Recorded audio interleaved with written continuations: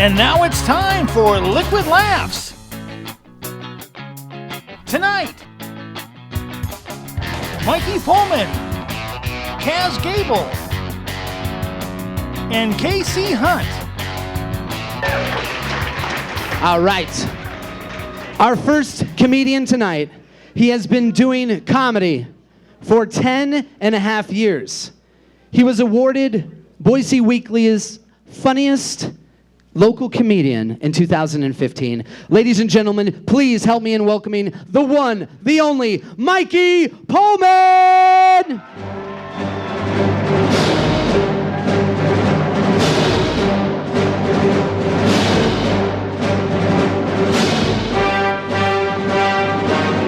He only plays that music because I have asthma, and he thinks it's funny when he thinks of Darth Vader.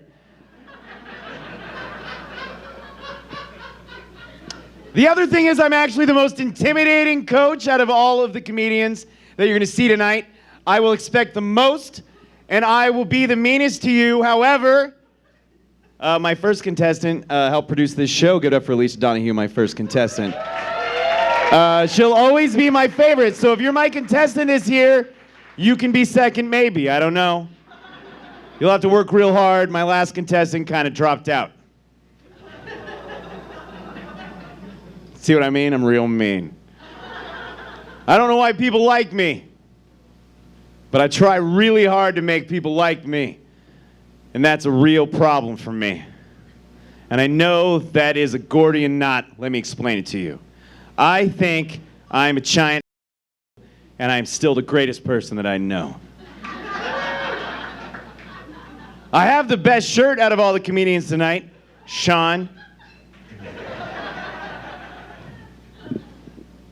I have been doing comedy in Boise longer than any of the other coaches. I started 10 and a half years.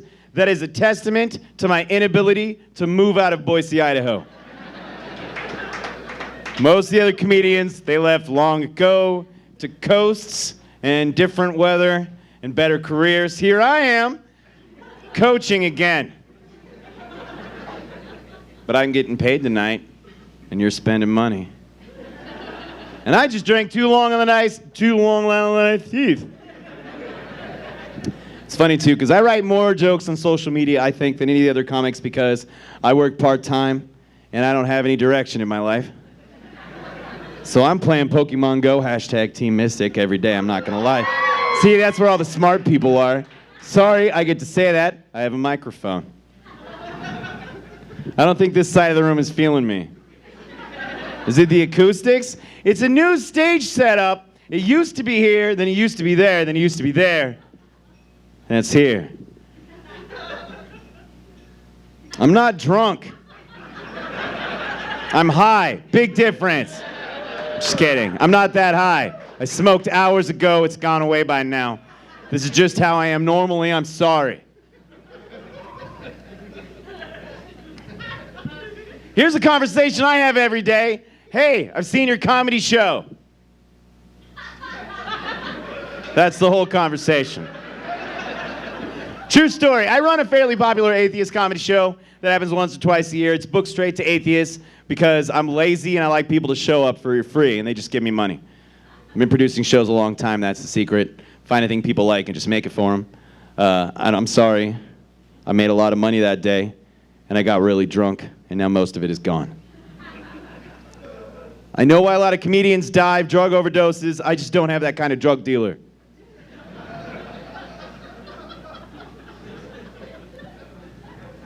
Nobody from my job is here tonight, right? You have to tell me if you're a cop.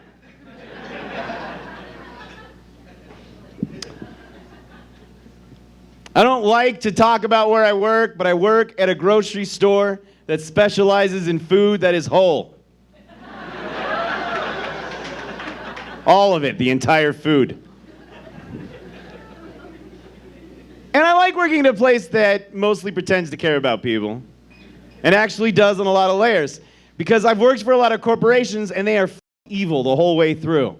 Just think of every job you've ever had. The guy that runs that job hates you. Not your boss, not his boss. The guy who signs your paychecks thinks you're a dick. The guy that signs my paychecks doesn't think I'm a dick because he's too high. I don't even know that about our history. We were started by a bunch of fucking hippies who wanted fucking healthy food. And now I have to listen to people talk about GMOs all day. And they ask me questions like I care. I don't care. Your kid doesn't have celiac disease, you're just stupid. Because here's the deal, I waited tables for like 10 years because I'd rather make money with my personality than work in the kitchen like someone who didn't figure that out. And if you work in the kitchen, I'm sorry, you have a shitty personality or hygiene, I don't know what your problem is. Do you have any idea how much more money we make up in an hour? And I'm surrounded by beautiful women, you're surrounded by other kitchen cooks. Poor decision making, sir. But I should have been a chef because I like to eat. And all I know how to do is carry food and put it down. I can't make it. I make sandwiches and forget ingredients. I'm the smartest dumb guy I know, in that I'm really dumb. But sometimes I do crossword puzzles. Normal dumb people don't do that. But I'm articulate so people think I'm smarter than I am. That just means that I was homeschooled and had to read a lot of books. And if you guys don't know what homeschooling is, let me explain it to you. That's where out of two parents, you take the one that is least capable of making a living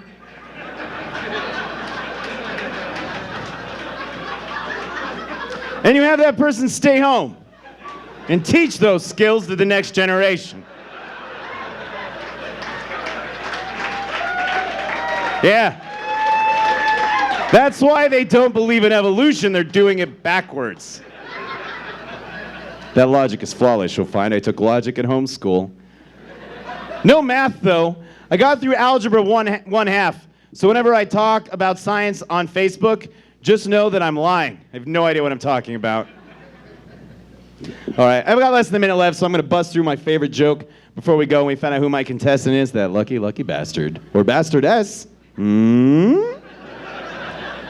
You don't know. I'm not racist, but I like to do racist things.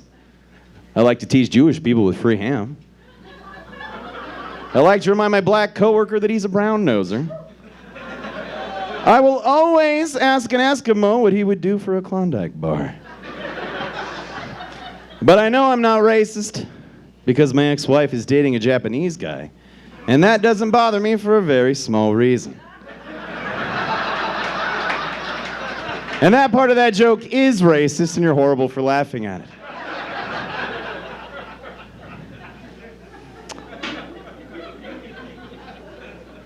I wrote that joke to prove that I'm not racist, but I'm going to be 100% real. If you come up to me after the show to tell me that I'm funny, it'll mean a lot more to me if you're black. That's way smarter than you think it is, white people. My name's Mikey Bowman. Thank you very much. That was my whole thing.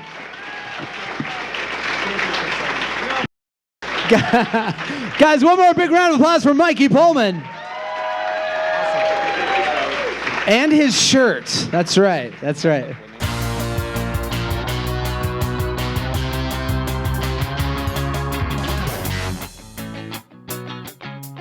Your next comedian and your next coach.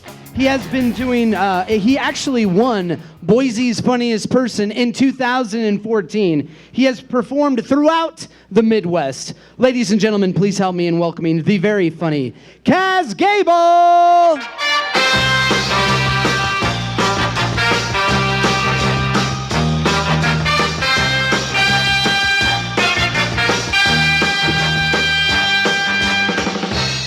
Hey guys, how's it? Ooh, flash photography right away. All right.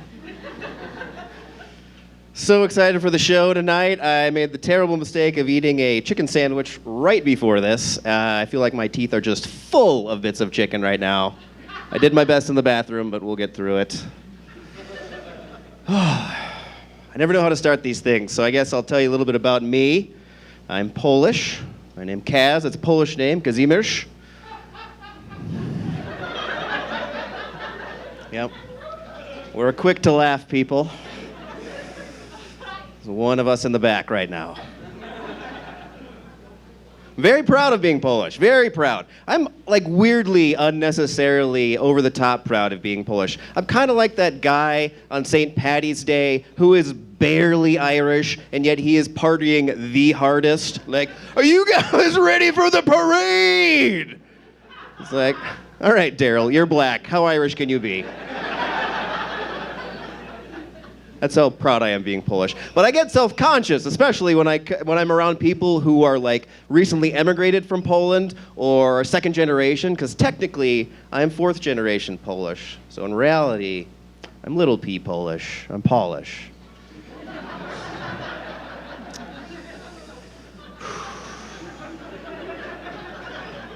Yeah, it's tough. It's really tough.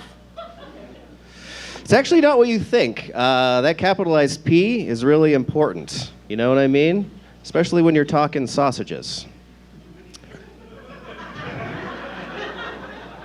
It's okay. I'm the second comic. You guys will get quicker in the responses as we go. Don't worry about it. I'll walk you through it. Let's walk through it. Because you got on one hand, Polish sausage, delicious. On the other hand, you've got Polish sausage, which is something you do in the morning to get your day going right. Very different. But did you know that in Poland, polishing the sausage is actually an important final step in the sausage making process? Yeah, it's real.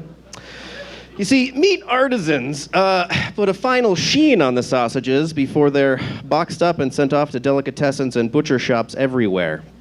Yeah, it's a very important and respected position. And if you can get it, it's a lifetime appointment. Mainly because it's hard to find any other employment when you have sausage polisher on your resume. Yeah. Makes the interview process a bit difficult. Yeah. Let's see, what do we got here? I just wanted to ask you in. We're a little unclear on one part of your resume. It says 10 years work experience. All you have here is polishing sausage. Could you explain that? Yes, I do it every day. All right, well, thank you for coming in. No. You want me to show you? I'll show you right now. No.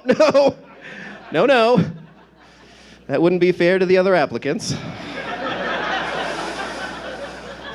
Let's keep this an even playing field. So there you go. Now you know me. I come from a sausage-loving, polishing people. I also come from the great state of Wisconsin. Maybe familiar? Oh, all right. Some Midwesterners here tonight. Awesome. Yeah, the land of beer, cheese, and as a direct result of those two things, heart disease. Yep. It's also a sausage-loving place. Realizing sausages are the theme of my set tonight. That's unintentional, but I'll take it. I'm a transplant to Idaho, though. So I'm not from here, but I live here now, and I do love Idaho, but I feel like anyone who's not from the Northwest has a learning curve when they move out here. Like, you guys have a weird vocabulary for things. You've got interesting names for things. Like, you call glove boxes jockey boxes. Yeah, you call truck brakes Jake brakes. You call Mexicans terrible things. Yeah. But I think my favorite thing about the naming process out here is this one little animal that lives in the desert. Do you guys know what the whistle pig is? Okay, that's an animal named on a dare, right? A dare to come up with the silliest animal name possible. The whistle pig. I mean, it starts off okay, whistle, all right, that makes sense. That's the noise it makes. But then it falls off the rails right away because it's just another animal tacked on the end that it vaguely resembles in the most basic way. It's like Lewis and Clark got this far out and they got so tired of naming animals, they just ran out of ideas. They're like, what are we going to name this gopher that lives in the desert? Well, it whistles. Let's start there. And it's got 4 legs, like a pig. Whistling pig? Whistle pig. There we go. Silly animal name challenge accepted and conquered, Clark. You owe me a buffalo nickel. What I'm saying is that's a weird way to name animals. The noise it makes plus another random animal. That's like going up to a dairy farmer and being like, wow, you have a lot of cows. How many cows do you have? And he would say, cows? Oh, no. Those aren't cows. Those are called moo donkeys. Yes. I have 70 head of moo donkeys. In fact, you're in luck. It's milking day. Come on to the barn, watch me milk them. Make sure you shut the door behind you, though, because we have a lot of meow meow squirrels running around this place. Oh, they love the fresh milk. They are a pest. But to be fair, they do keep the squeak horse population down, so... kind of a necessary evil of farming in Idaho. Idaho is a magical place. It's very unique. I think the biggest learning curve out here, probably for anyone, is obviously the Mormons. Like, I have nothing against the Mormons. There's a weird animosity against the Mormons out here. But where I came from, there are no Mormons. That is something that was so foreign to me before I moved out here. I remember driving into Boise in a moving truck with my wife, and they were doing this news story about LDS stuff. I'd never heard that before. They were talking about we were going to build an LDS school for LDS kids. But if you're not from here and you've never heard that before, LDS sounds like the abbreviation of a severe learning disability. So I've had a lot of awkward conversations since moving here. But that's my time. Thank you guys for coming out. Enjoy the rest of the show. Nice job. One more time for Kaz Gable, everybody.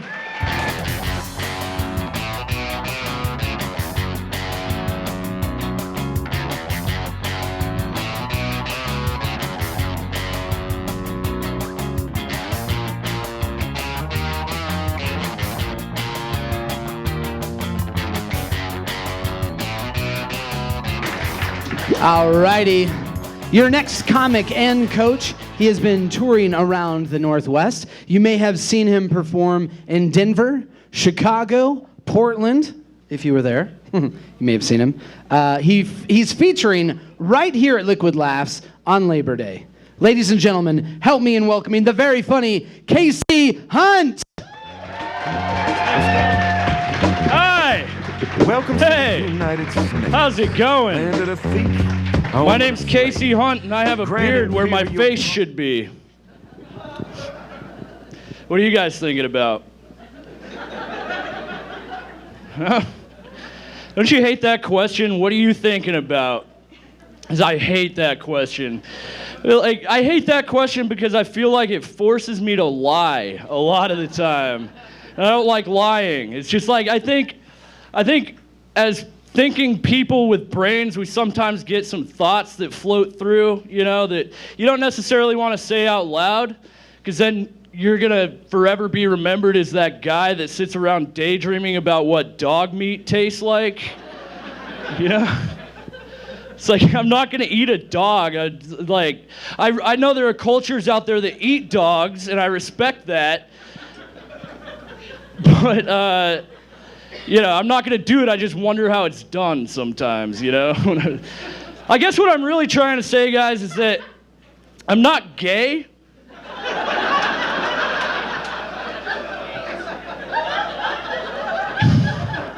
But the only reason I know I'm not gay is because I thought about that's the only way you can be sure, right? Like, I really like setting up the joke that way because it kind of gives me an opportunity to judge how homophobic you all are. You guys are cool for the most part. You say that to a bunch of drunk bikers at 4 in the afternoon in Rock Springs, Wyoming, you get some mixed reactions.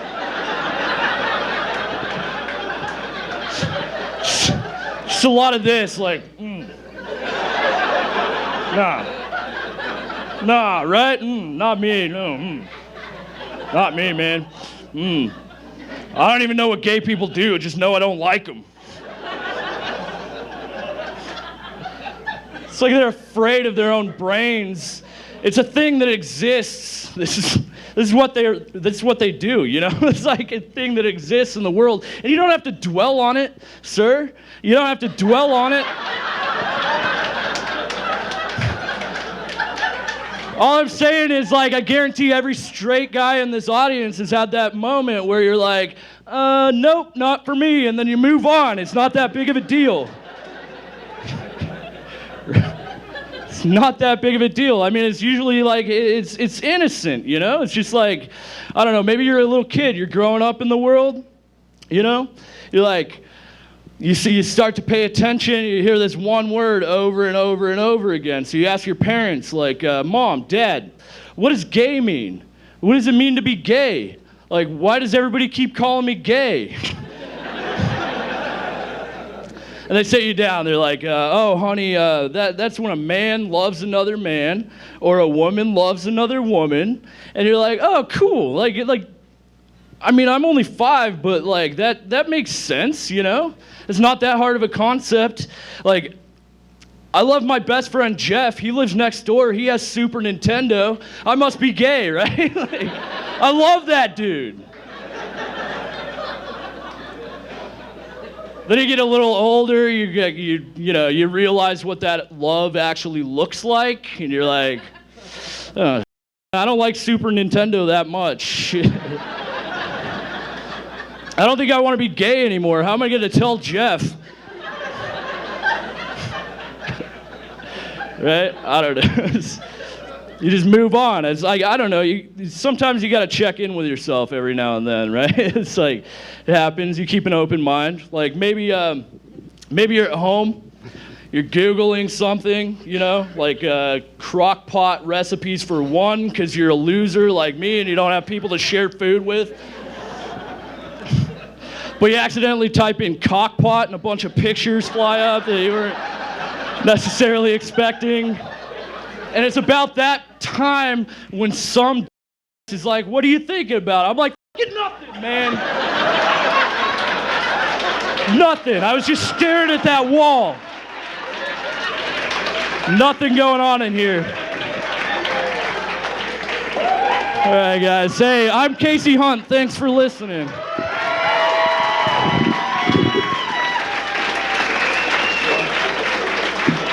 Casey Hunt, everybody.